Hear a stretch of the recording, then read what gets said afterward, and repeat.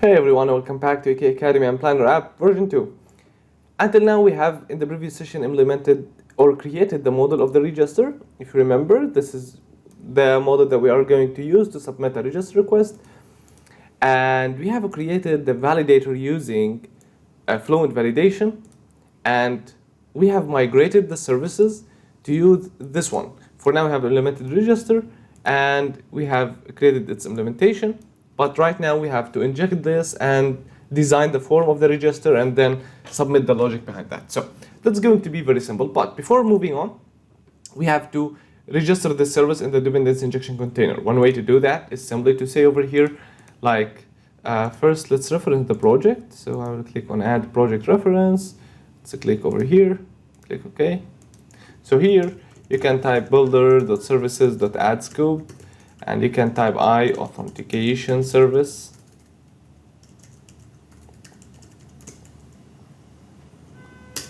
And authentication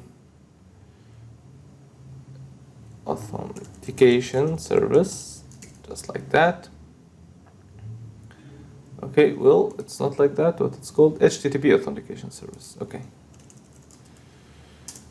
So like this, but well. We can do it just in a more cleaner way by moving this from here, and I will create an extension method in this project. So this extension method will be responsible for adding all the services in that project to this one. So here you just say builder.services.add HTTP services, and that's it. So I will call this one dependency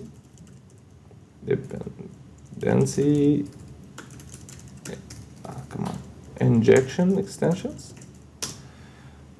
And over here, I'll type public. To create an extension method, it has to be static. And static iService collection. We have to install the package Microsoft.extensions.dependency-injection.abstractions. So find latest. Okay, that's great. Now we will add HTTP client services. Just like that. That's great. Now let's type, we have to save this, iService collection services. If you are not familiar with the concept of extension methods is one of the way to extend a current class that already exists. So if you go to program, here you can find services. It's of type iService collection, which being used to like add scope or add register to register the services in the dependency injection container. Creating an extension method, which means we are writing a method outside, totally external from that service, and this method, I can call it from this services automatically. So I can type dot, and every method you find this bottom arrow over here, this calls it's an extension method, which means it's being added externally from another namespace, like the one we do here, by defining a static class, a static method, and the parameter that's going to be passed for this method is actually this. When you type dot, it is this one. So this object. So when you type this, which means the parameter is the object we are calling this method from. So by typing this services, if you want to pass other components, you can do, but this is all what you need. So I'll type return services.add scope authentication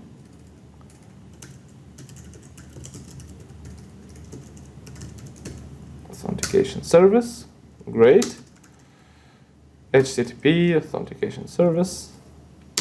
So that's awesome. Now I can register all the services over here, and then in the program.cs, all what I can do is just say builder.services.add HTTP client services. You see, this is what I mean by extension method, and the parameter, which is this one, is actually this object that's calling this method. So .add HTTP client services.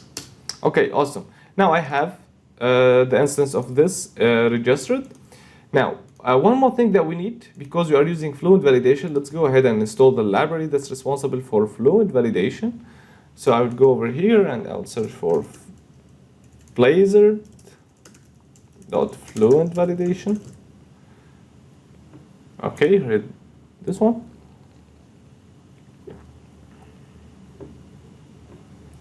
Okay, great. That's cool. So after that, what I'm gonna do is we'll go to the components, authentication, and let's start creating the register form. It's going to be easy because we will copy some stuff from the login form. So it's going to be called register form.razor, like that. Let's define a router for this, /authentication/register. Come on, I don't know how to write today. That's cool. Now let's define the namespace. Namespace PlannerApp dot components. Okay, that's awesome. Now let's create the code behind file. So right click, add class, and this class has to be register form.razor.cs, the same name with the .cs at the end. Make it partial and make this one like that. That's awesome. Now we have this form with the code behind file. So basically the register form is going to be the same for login form with a little differences in the fields. So I will take that, I will put it over here. That's great. Now let me go to the code behind file, also to the code behind file of login. And I think we can comfortably copy this stuff. Not 100% is going to be the same, but you're going to notice the difference between putting the HTTP logic over here and separating it in another class. But I will copy all the stuff first and then we will make the adjustments. We don't need this local storage. We don't need this authentication state. We need this navigation manager, so let's keep it. We don't need HTTP client. We will use authentication service. So you see, this basically helps you in testing those components in a much better way and changing the logic behind this better than using HTTP client straightforward. And here we need register request, like that. New register request. Yeah, we can use the new feature of it by using just a new. This is a new syntax in C#9, which is good. Is busy, error message. This one is going to be register user async. So look at the magic over here. We don't need all this stuff anymore. And so we know, based on the logic that we have written in this service, if we go over here, so either it succeed or it basically threw this exception. So the easy and the very gentle way to implement that is just to type try, and the catch is to catch API exception, handle the errors of the API, and here you create another catch,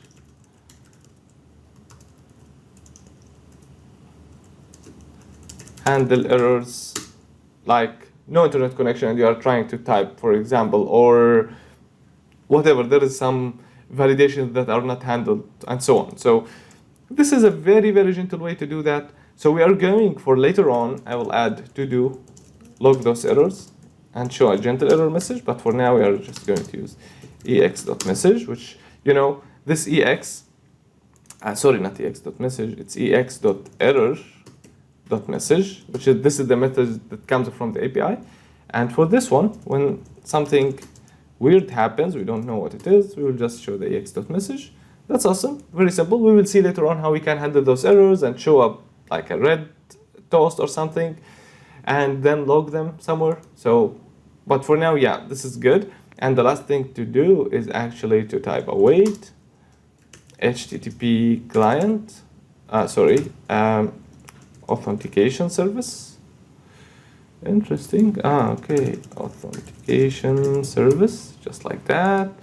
And over here, dot register user async, and we just pass the model. So look at the magic. This is very simple.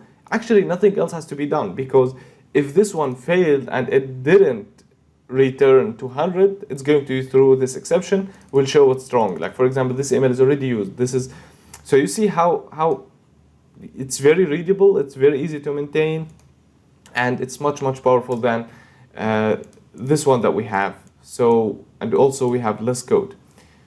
In addition to the benefits I have talked about, that we can mock those changes, we can change the data source, we can whatever. The last thing I have to do is just to navigate to /authentication /login. Authentication /login. So that's pretty simple. Now the last thing I have to do is just to go to the register form and make the changes I have to make. So the same model, that's right, register user async. Now, welcome, okay, cool. We have to add another thing here called create a new account. Create a new account, just like that. Awesome. So for creating an account, we will need an email. So this one will stay the same, but we will need a first name.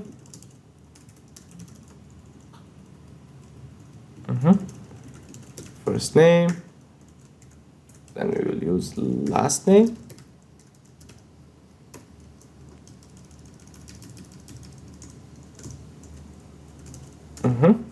And we have already password. We will just add confirm password, and this one will go to confirm password. This is exactly all what you need.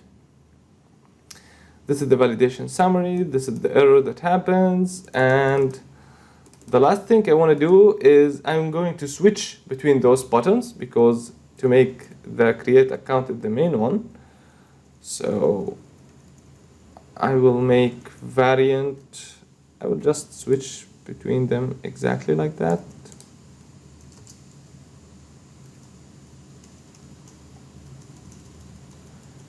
And this one is here.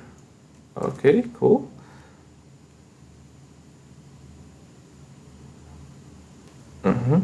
Still this. That's awesome.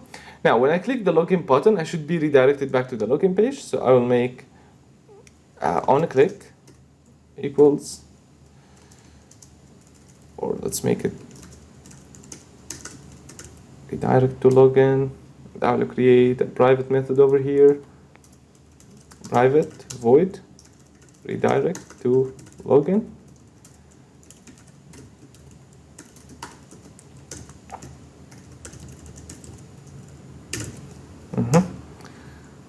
Okay, that's cool. And create. That's awesome.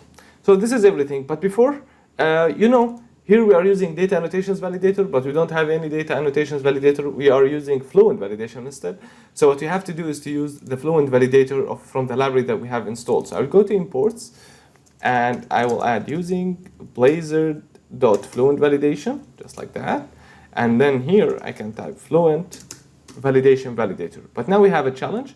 I think that Fluent validation will automatically go through the assemblies and fetch the register request validator. If not, I'm not sure 100%. If not, we can use the validator and set its type. So let's see, basically. Okay, that's awesome. Now, yeah, so let's run the project. Before run the project, I think we can, if we go to the login form, we have this button, create account. Actually, now it does nothing. On a click, redirect to register.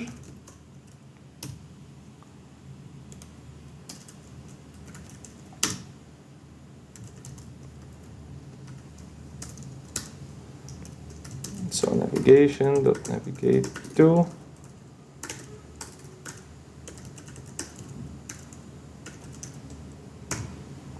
Okay, awesome. So let's run the project, and let's see, just to make sure that the Fluent validation is working. If not, we are going to use the validator property. So, and we are just ready to go. This is everything. So we will make a very quick recap. Here we go.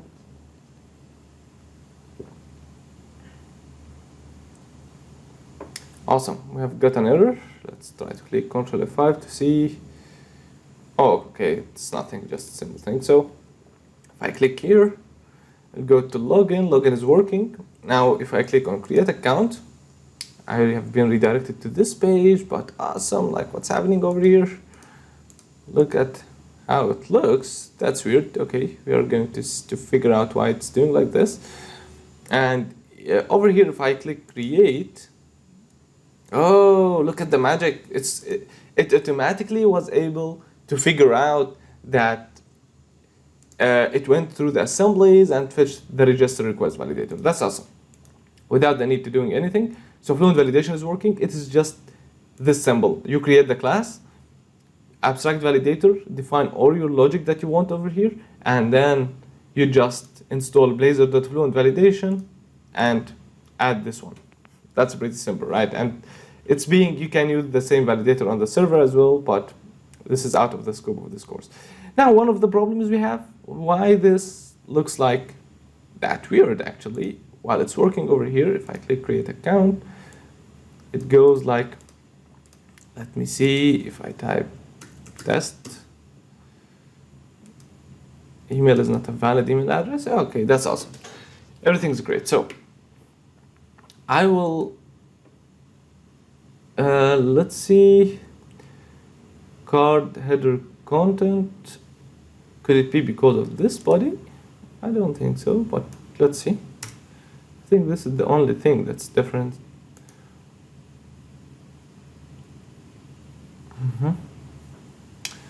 So,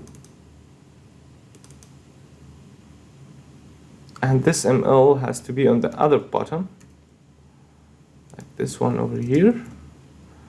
And let me run.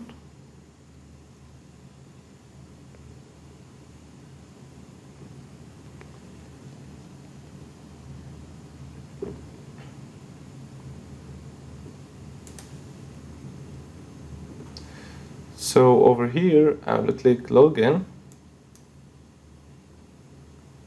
Sorry, I have clicked login. Should I click create account?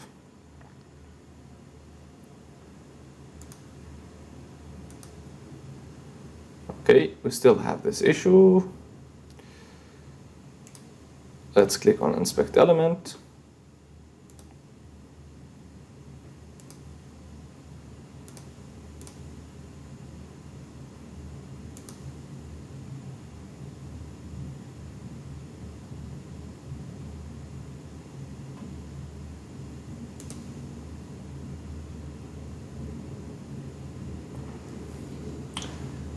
Which field that makes, okay, that's really interesting. If we go to the login form, we try to notice the difference, which is actually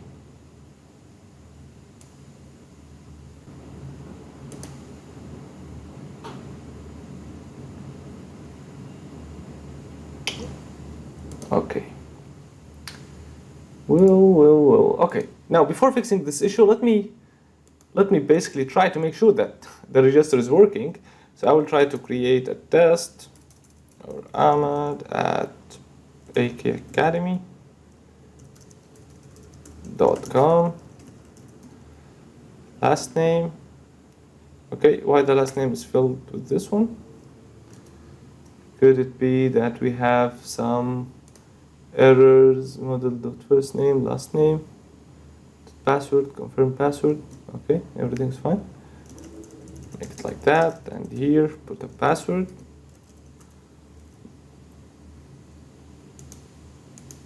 Confirm password doesn't match. Okay, click create. Wait a little bit. Let's see. Oh, nice. Now let's try. I mistyped AK Academy, right? Test.123. Click on login. Oh, that's awesome. So it's working fine. Now we have an issue in the UI, but that's fine. We are going to figure this out right now in the upcoming session. So I hope you enjoyed this video. You got all the understanding. You have seen the benefits of Fluent validation. You have seen the benefits of migrating this one to authentication service, how you can use Fluent validation in your UI. Now we just have a little issue in the UI. We're going to fix that and continue with fetching the plans. So thank you so much for watching, and see you in the next video.